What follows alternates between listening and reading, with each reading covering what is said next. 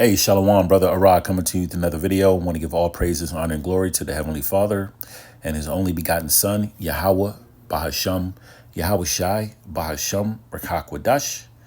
Double honors to the apostles, bishops, and elders of Great Millstone for teaching us the 100% truth according to the Bible, and who rule well. And Shalom to all you Akim and you Aqua, those of the hopeful elect that are seeking for salvation. There's a lot of things happening in the news, and this particular topic I want to cover is the build up to World War III.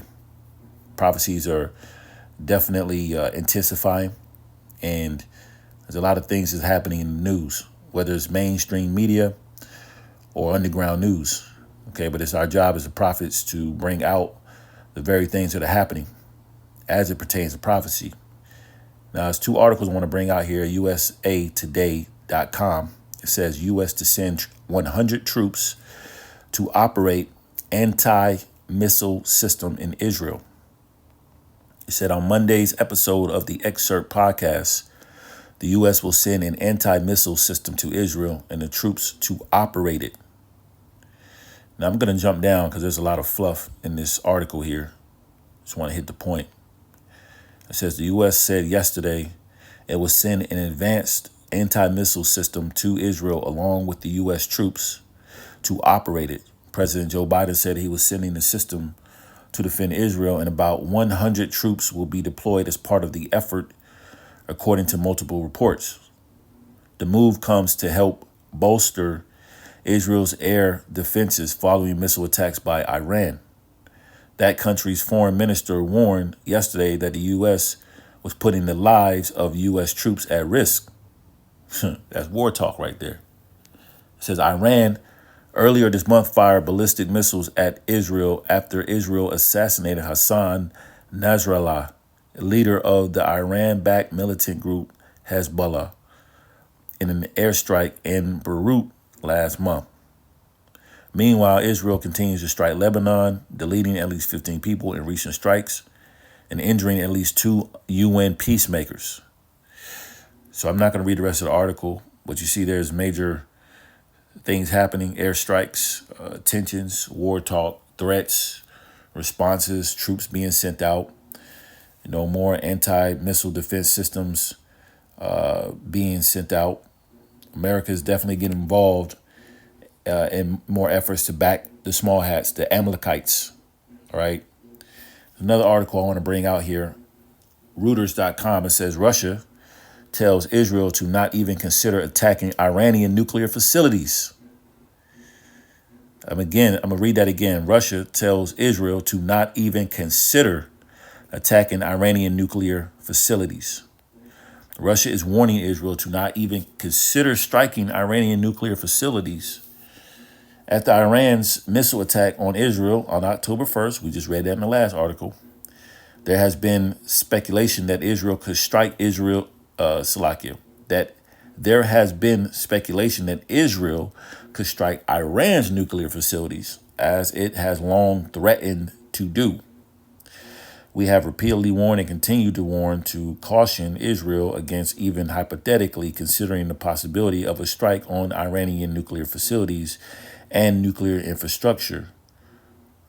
Ryabkov was quoted by TASS as saying, Russia ain't playing, man. It says this would be a catastrophic development and a complete negation of all existing principles in the area of ensuring nuclear safety. All right. It says it was not clear in what form Moscow had conveyed such a message to Israel. So I'm not going to read the whole article here, but you see there's a lot of tensions building up, and this is actually perfectly aligned with prophecy. Now, there's a couple of scriptures come to mind. Ezekiel 38 chapter verse 1 says, "And the word of the Lord came unto me, saying, Son of man, set thy face against Gog, the land of Magog, the chief prince of Meshach and Tubal, and prophesy against him." Now, who is Gog? Gog is Russia. It says, verse 3, "And say, Thus said the Lord Yahweh by Shem Abishai, Behold, I am against thee, O Gog, the chief prince of Meshach and Tubal." Now, even though Russia is a major player in the taking down, or the major player in this World War III major event that's going to take place. The Lord is still against Russia, but the Lord will use whoever he wants to use to do his will. But he's still against Russia. Don't get it twisted. Verse 4 says, and I will turn thee back and put thy hooks into thy jaws, and I will bring thee forth and all thine army,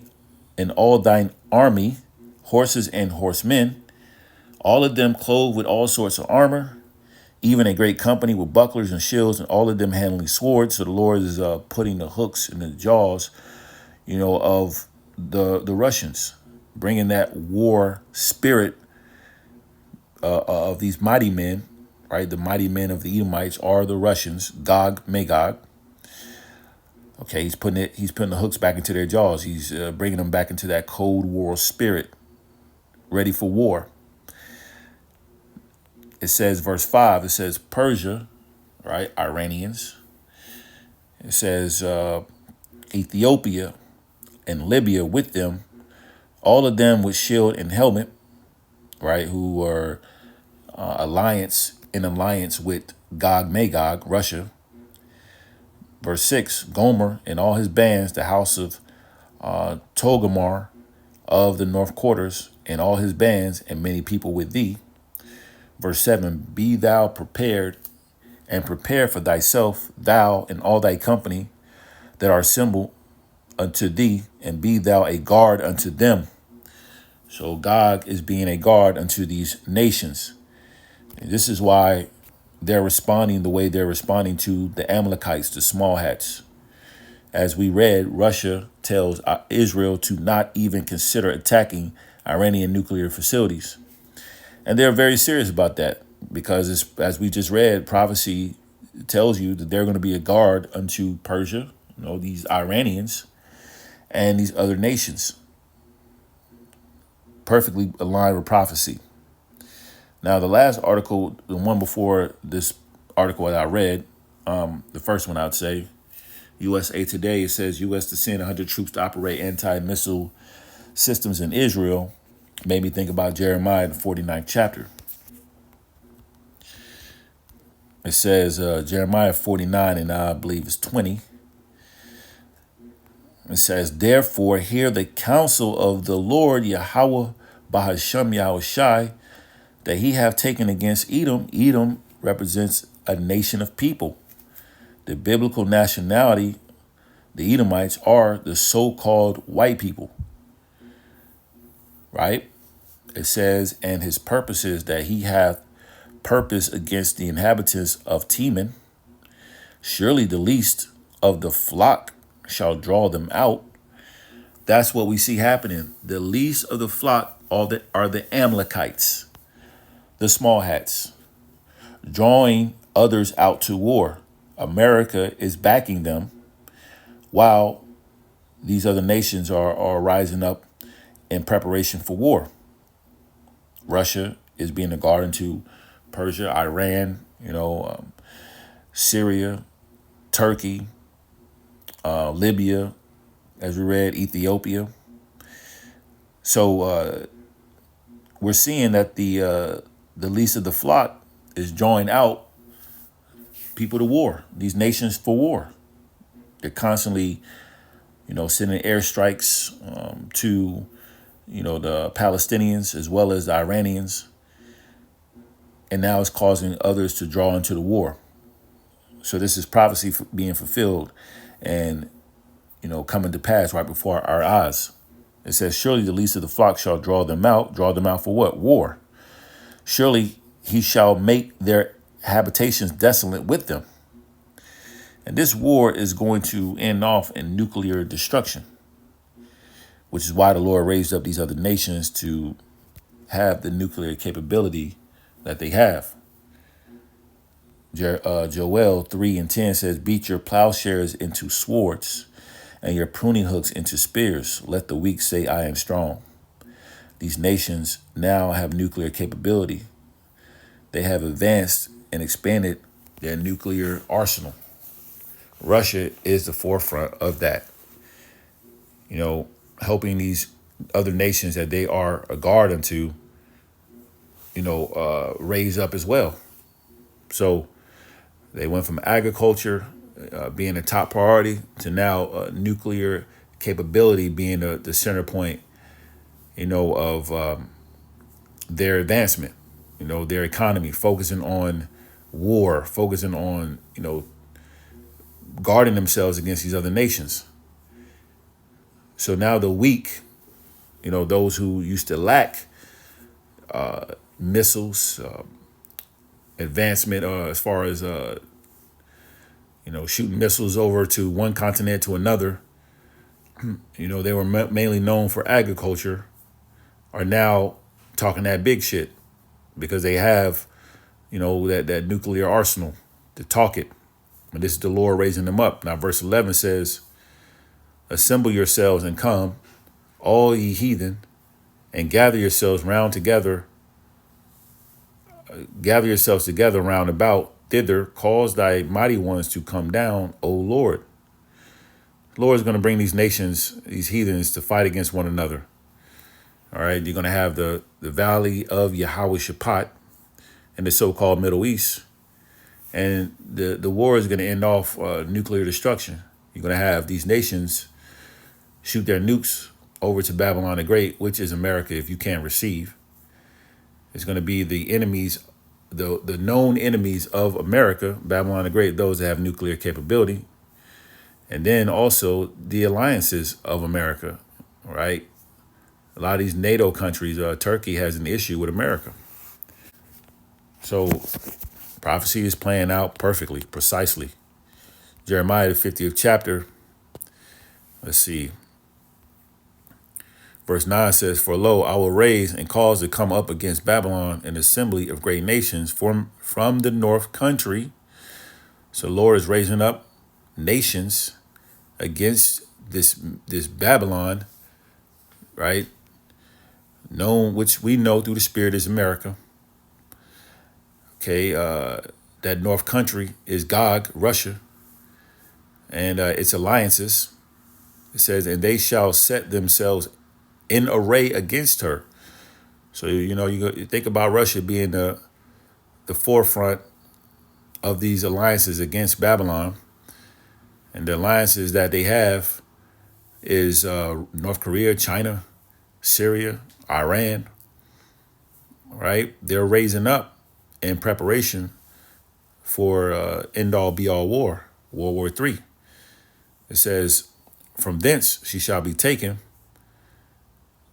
their arrows, meaning their missiles, when they're shot out of those silos, their travel from one continent to another shall be as of a mighty expert man. None shall return in vain. So when they're shot off, they're going to hit precisely, just like these prophecies are playing precisely or happening precisely. The missiles are going to hit precisely. None of the missiles are going to miss their mark. The last war, which is World War III, we're in the times, will be fought via nuclear missiles. Just want to prove that here, as we just read arrows, but to land back with another scripture that comes to mind, Isaiah 9:5 says, for every battle of the warrior is with confused noise and garments rolled in blood.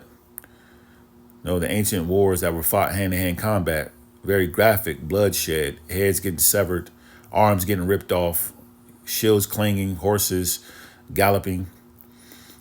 Those were ancient wars. It says, but this shall be with burning and fuel of fire. This shall be with burning and fuel of fire. Those missiles. So the weak are strong. The weak are talking that shit, ready to get it popping. But of course, we know there's a major prophecy, an order of prophecy that must happen before World War III fully kicks off, which is the mark of the beast, the RFID chip must be mandated, which we're not too far off from. It must be mandated, constituted in law, required to buy or sell. Majority of these, the masses are going to take it, except for the elect. You're going to have the masses get C-hip. Once that happens, you best believe those missiles are going to be making their way over to America very soon to lay this land desolate, never to be inhabited again. Just want to bring this out because we're very close to the mark of an end of rulership of the Edomites. It's going to require all these prophecies come to pass. Nuclear destruction will be the last moments that we'll ever see this land inhabited. USAtoday.com says U.S. to send 100 troops to operate anti-missile system in Israel. And Russia tells Israel to not even consider attacking Iranian nuclear facilities or else, basically. All praises to Yahweh, Bahasham, Yahweh Shai.